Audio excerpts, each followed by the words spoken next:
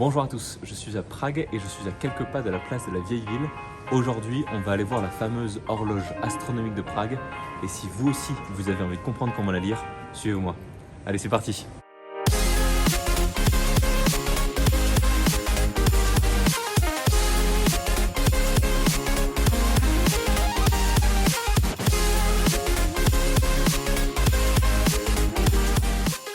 L'horloge astronomique se trouve sur l'hôtel de ville. Elle a été construite en 1410, il y a plus de 600 ans. Elle a été imaginée par Schindel, un prêtre tchèque, professeur et recteur à l'université Charles, et réalisée par le maître horloger Mikuláš de Kadaň. Elle a été restaurée à plusieurs reprises, en particulier en 1948, après que les nazis ont incendié l'hôtel de ville dans leur fuite. L'horloge astronomique peut se décomposer en 3 parties. Dans la partie haute, 2 trappes qui s'ouvrent aux heures fixes et derrière lesquelles défilent les 12 apôtres. Dans la partie centrale, le cadran astronomique, qui est la raison d'être de cette vidéo. Autour de ce cadran, on distingue 4 personnages qui représentent de gauche à droite la vanité, l'avarice, la mort, qui sonne la fin de chaque heure, et la convoitise. Et dans la partie basse, un disque calendrier, encadré d'un philosophe, de l'archange Saint-Michel, d'un astronome et d'un chroniqueur.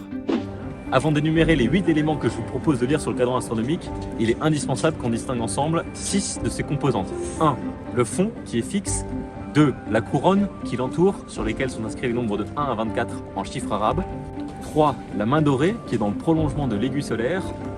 4. Le soleil, qui est toujours à l'intersection de l'aiguille solaire et du cercle zodiacal. 5. Le cercle zodiacal lui-même. Et 6. Enfin, la lune.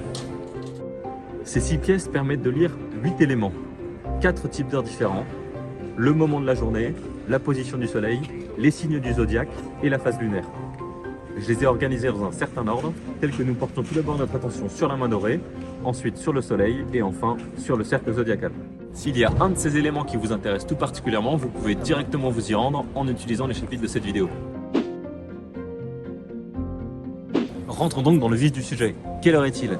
Pour le savoir, il suffit de lire la position de la main dorée par rapport aux chiffres dorés qui sont sur le fond. Attention, un tour complet est égal à 24 heures. Minuit est en bas, midi est en haut. Donc là, il est 9h15.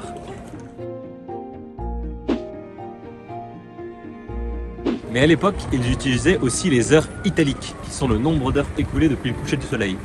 Cette heure est indiquée par la position de la main dorée par rapport à la couronne extérieure. Là, il est 15 heures, ce qui veut dire que le soleil s'est couché il y a 15 heures, c'est-à-dire hier à 6 heures du soir, ce qui est cohérent. Si on y réfléchit bien, lorsque la main dorée est sur le 24, c'est-à-dire sur le 0, ça veut dire que le soleil s'est couché il y a 0 heure. Donc la position du 24 indique l'heure du coucher du soleil. Et comme il ne se couche pas tous les soirs à la même heure, eh bien la couronne bouge. Au solstice d'hiver, la nuit tombe tôt et la couronne est dans sa position extrême gauche. Au solstice d'été, les jours sont les plus longs, donc la couronne est dans sa position extrême droite. Elle oscille entre ces 2 positions, c'est pour ça qu'on l'appelle aussi couronne oscillante.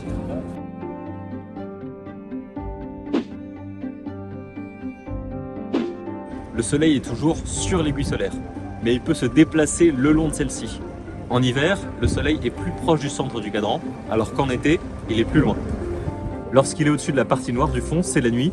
Lorsqu'il est au-dessus d'une partie rouge, c'est l'aube ou le crépuscule. Et lorsqu'il est au-dessus de la partie bleue, c'est le jour.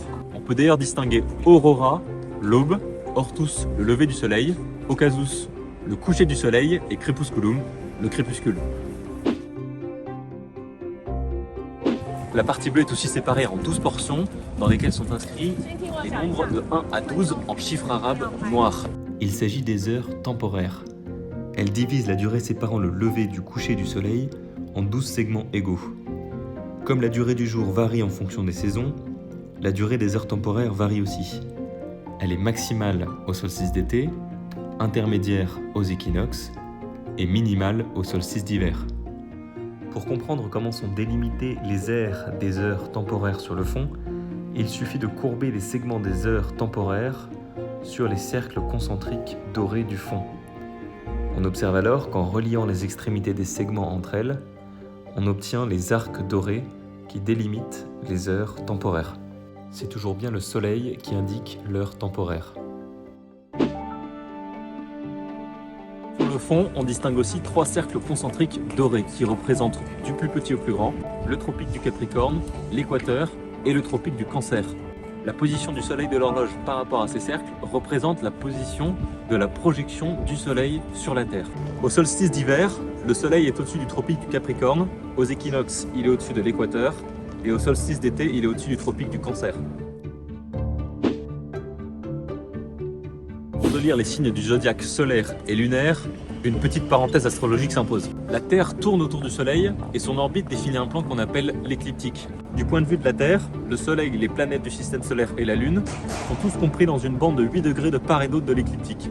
Cette bande dans le ciel s'appelle le zodiaque. Dans le zodiaque, on peut donc différencier au premier plan les astres du système solaire et en arrière-plan 13 constellations d'étoiles. Ces constellations sont tellement éloignées qu'elles sont immobiles les unes par rapport aux autres et qu'elles peuvent servir de référence pour positionner les astres du système solaire. C'est dans cette idée qu'on effectue un découpage de l'arrière-plan du zodiaque en 12 parties de 30 degrés chacune qu'on appelle signes du zodiaque. Ces signes ne sont pas directement alignés avec les constellations pour des raisons qui seraient trop fastidieuses de développer ici. Par extension, le signe du zodiaque d'un astre du système solaire à un moment donné, c'est le signe du zodiaque dans lequel est cet astre à ce moment. Par ailleurs, le signe solaire d'une personne, c'est le signe du zodiaque dans lequel était le soleil à la naissance de cette personne. Parenthèse astrologique fermée, la lecture des signes du zodiaque solaire et lunaire est assez évidente. Il suffit de lire les symboles du cercle zodiacal, au-dessus desquels sont le soleil et la lune. Ce 16 mars, le signe solaire est Poisson et le signe lunaire Capricorne. Le soleil reste environ un mois dans chacun des signes, car il effectue un tour complet du cercle zodiacal en une année, alors que la lune, quant à elle, reste un peu plus de 2 jours dans chacun des signes, car elle effectue un tour complet du cercle zodiacal en 27 jours, ce qui correspond à sa période de révolution autour de la Terre. La sphère qui représente la Lune est à moitié noire, à moitié argentée. Elle tourne sur elle-même autour d'un axe qui est radial par rapport au cadran. Lorsque la Lune est à l'opposé du Soleil sur le cercle zodiacal, ça veut dire que la Lune est à l'opposé du Soleil par rapport à la Terre. Donc c'est la pleine Lune et la face argentée est visible. A l'inverse, lorsque la Lune est superposée avec le Soleil, c'est la nouvelle Lune et la face noire est visible. Entre la nouvelle Lune et la pleine Lune, on distingue le premier croissant, le premier quartier et la Lune gibbeuse croissante. Et à l'inverse, la Lune gibbeuse décroissante, le dernier quartier et le dernier croissant. Pour ne pas confondre une phase et son analogue opposé, il est bien important de lire la phase de la Lune comme si on se trouvait au centre du cadran. Autrement dit, il faut tourner la tête dans le sens de l'aiguille lunaire. Pour voir la Lune, peu importe le moment de la journée, il faut que la Lune soit au-dessus de notre partie du globe, c'est-à-dire que la Lune soit au-dessus de la partie bleue sur l'horloge astronomique. Un jour solaire est la durée que met la Terre à effectuer un tour sur elle-même par rapport au Soleil. Pendant une journée, la Terre parcourt ainsi 1/365e de son orbite autour du Soleil. Comme ces rotations ont lieu dans le même sens, c'est-à-dire l'inverse des aiguilles d'une montre vue du dessus, il faut que la Terre fasse un peu plus qu'un tour sur elle-même par rapport aux étoiles pour compléter un jour solaire. Or, un tour sur elle-même par rapport aux étoiles, c'est la définition du jour sidéral. Le jour sidéral est donc plus court d'1/366e de jour, c'est-à-dire de 4 minutes. Et il y a un jour sidéral de plus dans une année. L'heure sidérale et l'heure solaire sont les mêmes pendant l'équinoxe de printemps, puis petit à petit, l'heure sidérale prend 4 minutes d'avance par jour. Cette heure sidérale est indiquée par la position de l'étoile qui se trouve sur le cercle zodiacal par rapport au chiffre romain doré du fond. On peut d'ailleurs en déduire que le cercle zodiacal tourne en sens horaire, comme l'aiguille solaire, mais de 4 minutes plus vite par jour.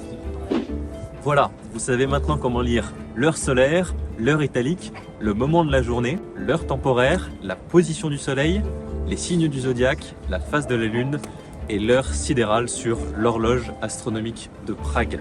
J'espère que cette vidéo a été instructive. C'est une première pour moi, alors n'hésitez pas à balancer un max de commentaires sur ce qui vous a plu et ce qui était amélioré.